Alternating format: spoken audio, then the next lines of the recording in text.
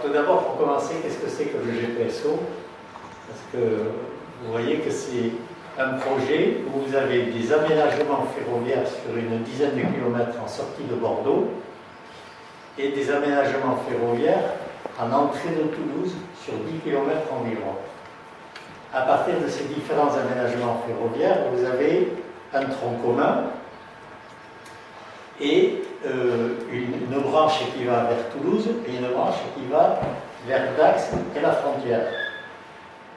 Ce sont là les lignes à grande vitesse, 320 km/h annoncées, entre la sortie donc de Bordeaux, des aménagements ferroviaires jusqu'à Toulouse, et de Bordeaux à Dax.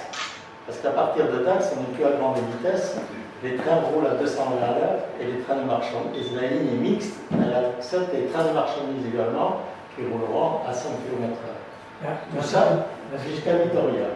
Voilà. Dans cette diapo, ce qui est intéressant aussi, c'est que, vous voyez, ça c'est la ligne existante. Vous voyez qu'avec le tronc commun, c'est bien plus long. On fait 33 km de plus. Ouais. Donc, il y a eu une déclaration d'utilité publique sur Bordeaux-Toulouse et Bordeaux-Dax. Et Dax, la frontière, et ici, il n'y a pas eu d'enquête publique. Il faut rappeler qu'enquête publique, vous vous en souvenez, il y a eu un avis défavorable sur Bordeaux-Toulouse et Bordeaux-Dax. Alors, voilà ce qu'on veut nous faire croire. On veut nous faire croire qu'il faut construire une LGV parce que les lignes sont saturées. Alors, on va vous faire un comparatif entre ce qu'avait prévu RFF en 2006 au moment du débat public et la réalité avec les derniers chiffres que l'on a qui sont ceux de 2018. Et RFF a fait des projections en 2020. Vous allez voir un petit peu. Tous les chiffres qu'on va vous présenter, c'est des chiffres de sens confondus. C'est-à-dire quand on dit 100 trains, ça veut dire 50 dans un sens, 50 dans l'autre. C'est pas 100 trains par sens. Nos sources, on les a appliquées à SNCF Réseau, c'est l'atlas du réseau ferroviaire français. Alors voilà combien il y avait de TER en sortie de Bordeaux en 2018. Il y en avait 61, vous le voyez. Et TGV, il y en avait 14. Les trains de fret, 14 également. Donc, en sortie de Bordeaux, ils circulaient au point le plus dense entre Bordeaux et Facture, parce que c'est là que vous avez les trains qui vont également vers Arcachon, et après la ligne est beaucoup moins occupée, au-delà de Facture. La capacité de la ligne, c'est 240 à 264 trains, deux sens confondus, c'est-à-dire moitié-moitié. Il circule 89 trains. Et que prévoyait RFF pour 2020, lors du débat public, il prévoyait 345 trains en 2020. Voilà la preuve. 180 trains de fret, 155 trains de voyageurs. Fin 2018, entre Bayonne et Hendaye, il circulait 50 trains. Au point le plus contraint qui est le pont sur la Douce, puisqu'il y a des trains qui vont vers Pau et vers Garassi, il y a 67 trains qui circulent. Et dans les débats publics, en 2006, on prévoyait pour 2020 240 trains dans la traversée du Pays Basque. Voilà l'extrait du débat public, 170 trains de fret, 70 trains de voyageurs. Sur la ligne Bordeaux-Espagne, il circulait 14 trains de fret en 2018 toujours. Pour 2020, RFF nous avait annoncé 190 trains en sortie de Bordeaux et 170 trains de fret au Pays Basque.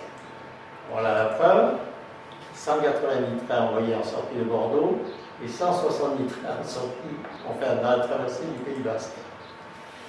En 2011, RFF a corrigé ses prévisions. Vous vous souvenez peut-être qu'il y avait Madame Marie-Line Maud qui était venue ici au Pays Basque, envoyée par François Fillon pour faire soi-disant une médiation.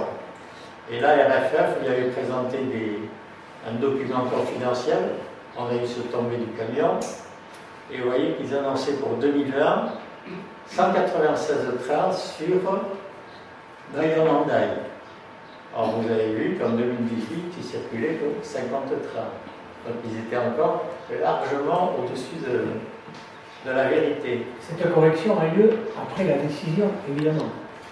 C'est-à-dire une estimation extraordinaire des débats publics ont donné lieu à une acceptation du tracé. Et donc après, ils ont commencé à rectifier. Mais bon, ils sont encore très très loin de la vérité. Voilà, pour 2016, ils prévoyaient 156 trains entre Bayonne et Hendaye. Or ça, Parce que là, on a la réalité. En 2016, il ne passait que 43 trains. Donc, comme vous le voyez, depuis vous allez nous dire peut-être que effectivement les Grecques-Basques n'est pas opérationnel. Donc c'est pour ça qu'on a moins de trains, parce qu'il avait prévu RFF. De l'autre côté, ils n'ont pas fini les Grecques-Basques. Eh bien non, parce que déjà, RFF prévoyait 150 trains en 2013 avant la mise en service de Y-Basque. Voilà l'extrait du débat public. Vous voyez qu'en 2013, il y a 150 trains et avant la mise en service de l'Y-Basque. Tout ça pour vous dire que depuis le débat public, RFF nous a trompés, avait des prévisions surestimées. Si vous vous souvenez qu'il y a eu un observatoire des trafics qui avait été obtenu par nos élus ici, qui se tenait, donc cet observatoire se tenait à Bayonne. Et là, c'était la Réal qui pilotait ça, et ils nous ont avoué qu'effectivement, ils comptabilisaient les trains 2 fois en gare de Bayonne. C'est-à-dire qu'un train qui arrivait de Bordeaux ou d'Hendaye, il le comptait une fois, il repartait 3 minutes après, il le comptait une deuxième fois. Et ça, depuis le débat public de 2006, ils comptabilisent les trains 2 fois. Et ça joue un rôle majeur dans le calcul du trafic moyen journalier. Annualisé sur l'année, ça fait plus de 14 000 trains fantômes. Voilà. Des trains qui n'existaient pas, mais qui servent ensuite dans ce qu'on appelle le TMJA, le trafic moyen. Et ça, c'est l'indication qui donne une saturation de la ligne. Donc, vous voyez comment on a pu saturer artificiellement la ligne avec des trains fantômes. Excusez-moi, c'est censé être officiel ou. Comment? Censé être officiel, c'est les estimations, c'est déclarations. Oui, on les a, c'est officiel. Comment? C'est déclaré officiel, c'est ça? Oui, ça a été. Nous, on l'avait remarqué, on avait préparé des diapos là-dessus, et quand on leur a mis la clé USB pour pouvoir leur répondre à leur rapport, ils se sont réunis pendant un quart d'heure. Quand ils ont pris la parole, ils ont dit avant toute chose, on doit vous avertir qu'on s'est trompé, qu'on a compté 2 fois les trains. Parce que nous, on l'avait remarqué, donc on l'avait dénoncé, et donc ils ont eu le temps de voir notre diaporama. Et dans le compte rendu de l'Observatoire du trafic, c'était en juillet 2014, c'est marqué que c'est comme ils sont trompés, ils ont compté 2 fois. Donc, comme vous voyez, ça, on pourra aussi le tromper. La ligne n'est pas saturée. Son taux d'occupation entre Dax et Bayonne, 19%, et sur le pont sur l'Ado, 28%. Et le fret ferroviaire, comme on a vu, est quasiment inexistant, et ça, on ne peut que le regretter. C'est que il y a des camions sur la route. Ce qui va nous faire croire maintenant, c'est qu'on va, grâce à la LGV, avoir des gains de temps records, et il ne démontre rien du tout. L'autorité environnementale, la commission d'enquête publique, le conseil d'orientation des infrastructures, ça c'est un élément important parce que c'est ces gens-là qui conseillent le gouvernement pour la construction des infrastructures, autoroutes, voies ferrées, etc. Le conseil général à l'investissement, c'est eux qui ont expertisé le GPSO.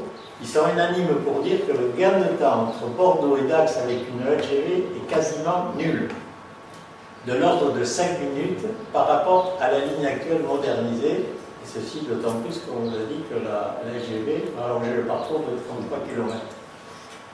Des aménagements mineurs permettraient un relèvement des vitesses aux alentours de 220 km/h, et d'ailleurs RFF, lors du débat public, avait proposé un aménagement de la ligne existante, parmi les options, où on relevait la vitesse à 220 km/h, et on avait un temps de trajet entre Bordeaux et Bayonne de 1h19. Si c'était dans les documents, c'est que c'est obligatoire de présenter une alternative dans les documents. Et ça, on l'a trouvé dans des milliers de pages. On a trouvé une page là-dessus, ça s'appelle le scénario 1C, donc on a extrait. 1B. Voilà, ça c'est une photocopie, c'est un document à eux. Voilà.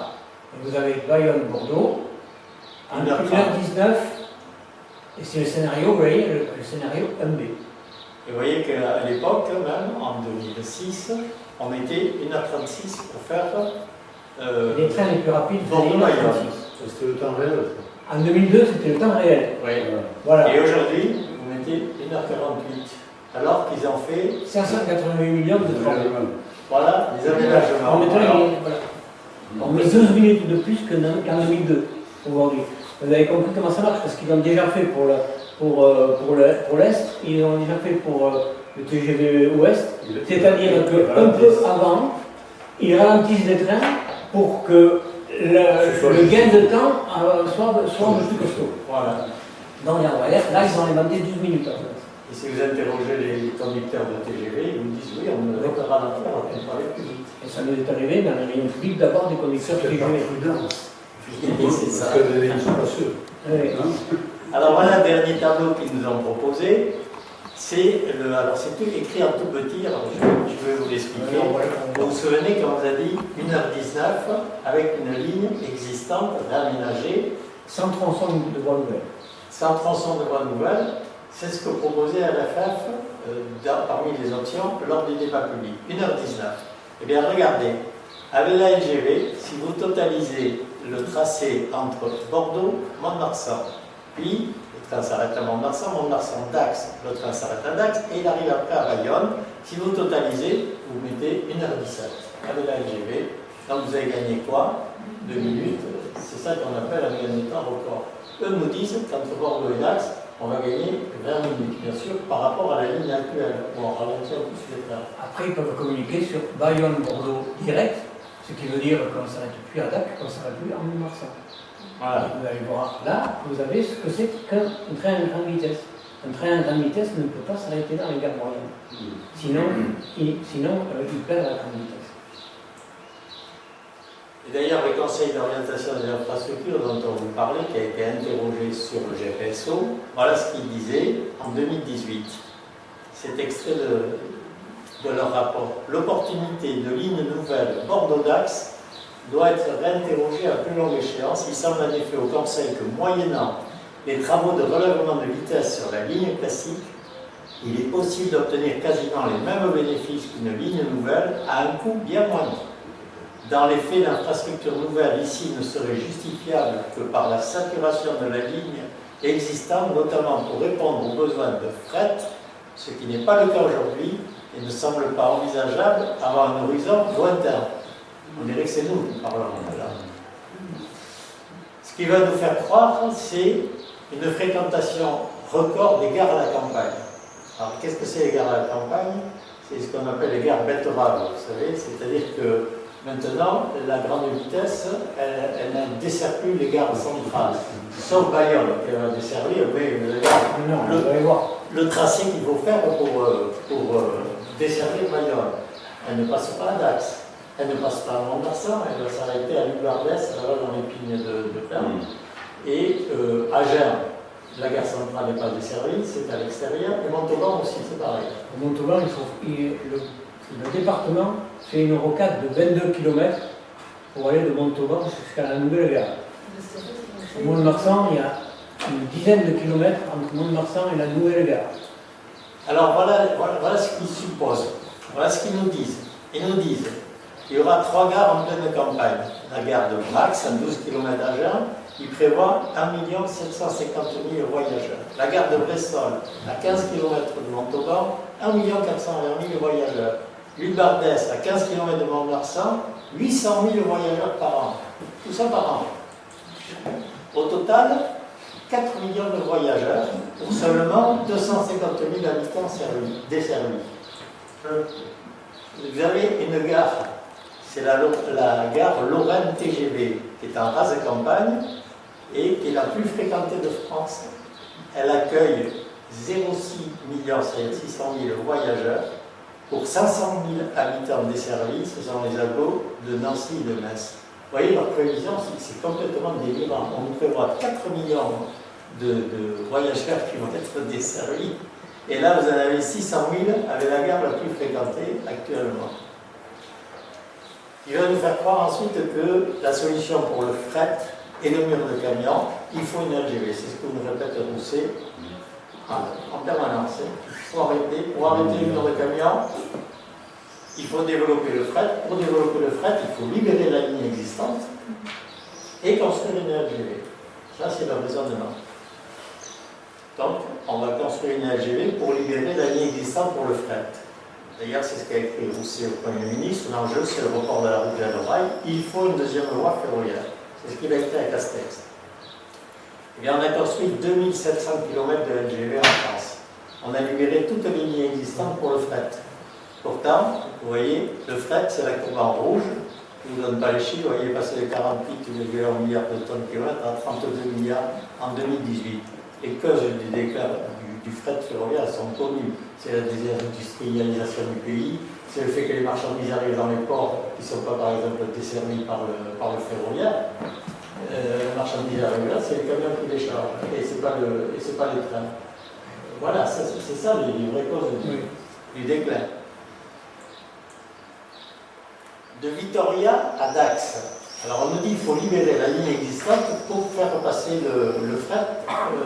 Il faut construire une LGV pour faire passer le fret par la ligne existante. Mais, souvenez-vous, de Vitoria à Dax, la ligne est mixte. Elle va admettre les trains de marchandises. Quand les trains arriveront de marchandises d'Espagne, arrivés à Dax, ils ne peuvent pas aller au-delà. Un train de marchandises ne peut pas rouler sur une LGV. Il faut qu'il y ait une voie spéciale. C'est pour ça qu'il faut une voie mixte. Donc, arrivés à Dax, ils vont rejoindre la ligne existante. Donc, à l'entrée de Bordeaux, vous allez vous retrouver avec les trains de fret qui ont pris la ligne existante, ceux qui ont pris la LGV, et vous allez avoir autant de trains de fret que s'il n'y avait pas eu de ligne existante, de ligne de LGV à l'entrée de Bordeaux. Je ne sais pas si je suis très clair. Vous avez fait un petit schéma. Vous voyez que finalement, entre Dax et Bordeaux, eh bien, vous allez retrouver tous les trains de marchandises qui sont passés par la ligne existante ou par la LGV. Donc on ne libère rien, sinon les 14 TGV qui ne prendront plus la ligne existante qui ont passé par la LGV. Alors, cette diapo, remets-la diapo, parce qu'elle pose aussi un autre problème.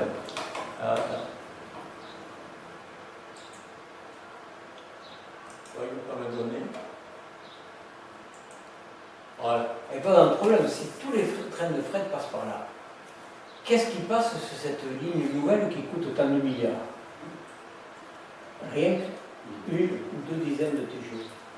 Donc on va construire des lignes nouvelles à 14 milliards pour quelques dizaines de trains à grande vitesse. Parce que sur les lignes LGV, on ne peut pas passer du fret et on ne peut pas passer le TER.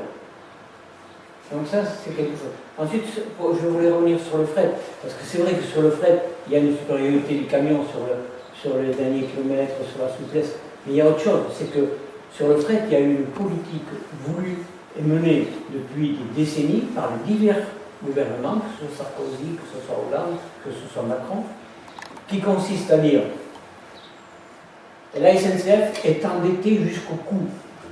Qu'est-ce qui a endetté la SNCF jusqu'à atteindre une dette de 60 milliards? C'est les investissements du TGV. Et donc, comment on fait pour désendetter la SNCF? On supprime les emplois cheminots. Comment on fait pour supprimer les emplois cheminots? On supprime les gares de triage, c'est là qu'il y a le plus lourd.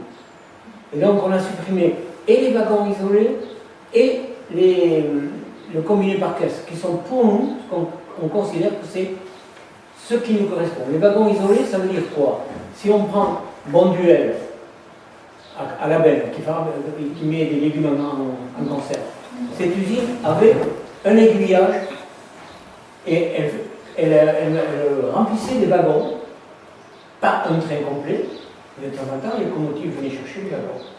Si on prend les limonades à Bayonne, à Biarritz, il y avait un aiguillage, et là aussi, de temps en temps, il y avait des trains qui arrivaient, et donc il y avait des wagons, mais pas des trains complets. Et donc, dans les gares de triage, les locomotives amenaient ces wagons, on dit isolés, disparates d'un peu partout, et confectionnaient des trains complets. En supprimant ces wagons isolés, ils supprimaient évidemment beaucoup de main-d'œuvre. Et donc, ils ont pratiquement supprimé les wagons isolés. Du jour au lendemain, on a dit à Bonduelle, on ne le fait plus. Et donc ces gens-là, ils ont fait quoi? Ils ont été dans le camion.